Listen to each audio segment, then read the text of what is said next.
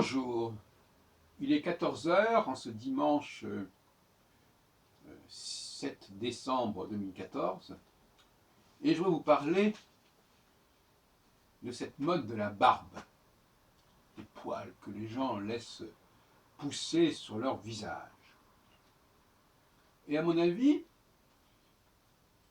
on a là une sorte de protestation, en fait. Parce qu'on nous parle beaucoup, comme on dit, les gens n'en pensent pas moins. On nous parle beaucoup de l'égalité entre les hommes et les femmes, et en même temps, les hommes semblent s'ingénier à se distinguer radicalement des femmes au niveau de leur apparence. Et je crois qu'il y a on pourrait parler d'une perpétuelle revanche du visuel sur le discours. C'est comme si on vous disait les noirs et les blancs c'est la même chose, et en même temps on voit des noirs, on voit des blancs. C'est comme si on vous disait les hommes et les femmes c'est la même chose, mais on voit des hommes et des femmes qui se distinguent. Ils ne se distinguent pas uniquement par leur appareil sexuel, qui en général est caché, d'ailleurs est occulté. Mais ils se distinguent, ils vont tenter, ils vont s'efforcer de se distinguer par l'apparence, encore une fois. Et ça, c'est un phénomène qui est incontestable, c'est une observation sociologique indubitable.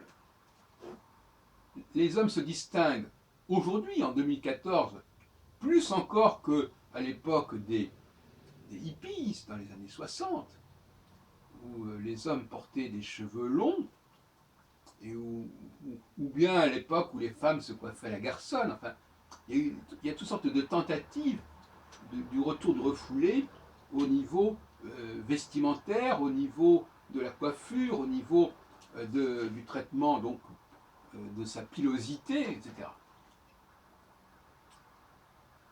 Ce ne sont pas les femmes qui... Alors les femmes peut-être cherchent à ressembler aux hommes, en s'habillant en mettant des pantalons par exemple, ce qui est aussi une façon de brouiller le message, notamment pour les enfants. Ils disent, bah oui, après tout, avant c'était plus facile, il y avait les hommes qui portaient des pantalons, les femmes qui portaient des jupes ou des robes, c'était facile.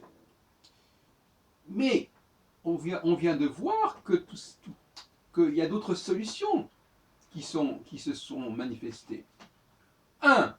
Les hommes, très souvent, n'ont plus de cheveux, ils portent plus de cheveux. Il y a quelques années, on aurait vu un homme sans cheveux, on aurait trouvé ça bizarre. Aujourd'hui, on trouve ça presque banal. Plus de cheveux.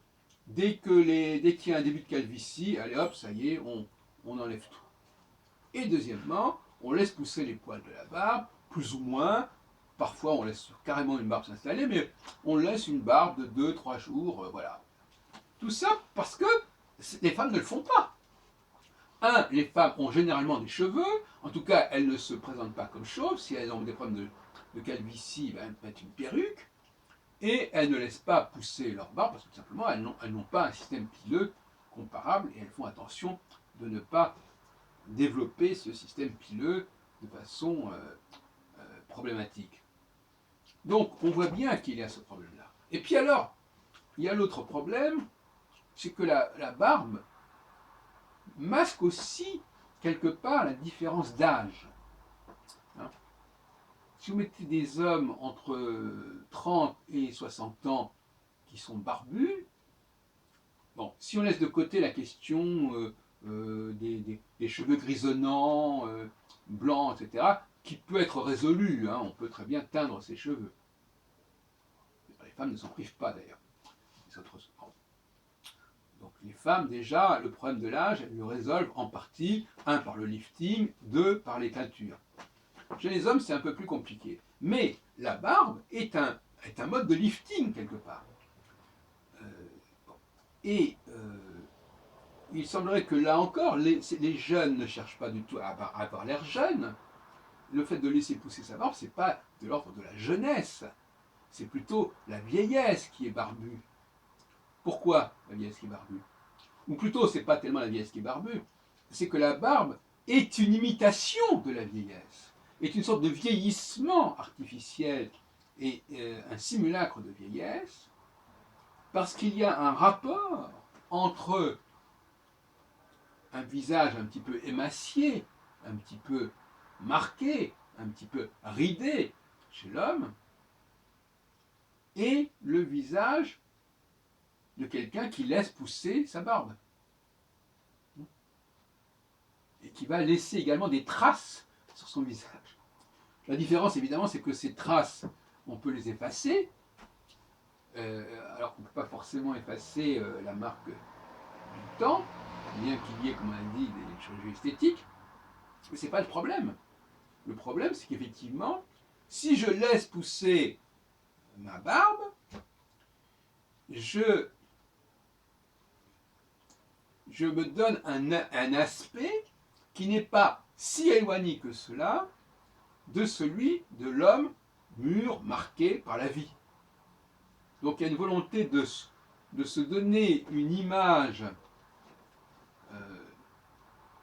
de maturité, de maturation, d'expérience, au moyen de se lâcher prise sur le plan capillaire.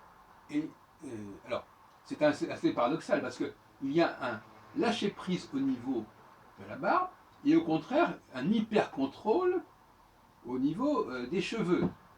C'est-à-dire que le rasoir ou la tondeuse est autorisée dans le haut de la tête et est bannie dans le bas de la tête, ou en tout cas, ses effets doivent être limités et cantonnés à un entretien, mais qui ne va pas éliminer cette pilosité, mais qui va simplement la limiter, la contrôler. Voilà, donc là nous avons, c'était quand même ça le but de mon exposé, une volonté de brouiller les clivages. En même temps, on nous dit qu'il ne faut pas brouiller les clivages, qu'il ne faut pas tenir compte des clivages.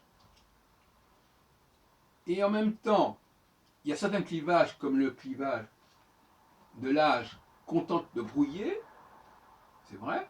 Mais en même temps, le clivage racial, bah celui-là, il est ce qu'il est, quoi qu'on dise. Hein. On voit bien à quel point il est en œuvre, à quel point les Noirs, notamment, ont un statut dans le domaine de la sécurité, dans le domaine du plan Vigipirate. On voit énormément de Noirs qui sont embauchés, et ce n'est pas du tout par hasard, à mon avis, c'est un problème de signifiant chromatique, carrément, qui apparente, par certains côtés, d'ailleurs, il faudrait le dire, mais il y a peut-être chose qui qui apparente les Noirs à une sorte d'humanité un petit peu à part, qui s'apparenterait presque à des machines. Vous pouvez crever là-dedans. C'est une façon de dire, oui, vous êtes contrôlé, mais vous n'êtes pas contrôlé par des blancs, vous êtes contrôlé par des noirs. Donc c'est pas tout à fait pareil, ça n'a pas tout à fait la même signification, etc. etc. Allez savoir. Je constate. Maintenant, vous pouvez aller sonder pourquoi c'est comme ça. Je dis ça notamment, je pense à tous les magasins qui sont surveillés par des noirs, tous les supermarchés, là. Et puis je pense à la Bibliothèque nationale, où le service de Vigipirate, qui est assez lourd, est à 90% assuré par des noirs. Bon. Qui sont un peu des personnages un peu neutres, comme ça, un peu invisibles à la limite. Bon. Et mais ce point-là, c'est la pilosité masculine, c'est la calvitie masculine, qui deviennent des éléments absolument majeurs du paysage social et qui annoncent et qui affirment fortement qu'on ne veut pas confondre les hommes et les femmes.